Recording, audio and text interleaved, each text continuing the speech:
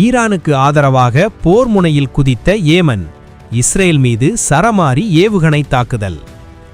இறைவனின் துணையுடன் இஸ்ரேலுக்கு எதிரான எமது முதல் இராணுவ நடவடிக்கையை வெற்றிகரமாக முன்னெடுத்துள்ளதாக ஏமன் ஆயுதப்படைகளின் செய்தித் தொடர்பாளர் யஹ்யா சாரி இன்று அதிகாரப்பூர்வமாக அறிவித்துள்ளார்.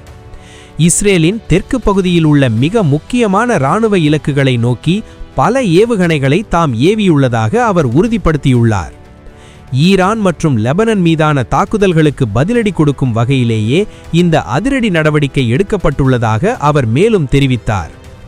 ஏமனிலிருந்து ஏவப்பட்ட இந்த ஏவுகணைகளை தங்களது வான் பாதுகாப்பு அமைப்புகள் வெற்றிகரமாக இடைமறித்து அழித்துள்ளதாக இஸ்ரேல் இராணுவம் தெரிவித்துள்ளது. எனினும் இந்த தாக்குதல்களால் இஸ்ரேலின் தெற்கு பகுதிகளில் பெரும் பதட்டம் நிலவுகிறது. ஆயிரக்கணக்கான மக்கள் நிலத்தடி பாதுகாப்பு அறைகளில் தஞ்சம் புகுந்துள்ளனர். ஹவுதிகளின் இந்த நேரடி நுழைவு ஏற்கனவே கொழுந்துவிட்டு எரியும் மத்திய கிழக்கு போரை மேலும் ஒரு புதிய கட்டத்திற்கு இட்டுச் சென்றுள்ளது.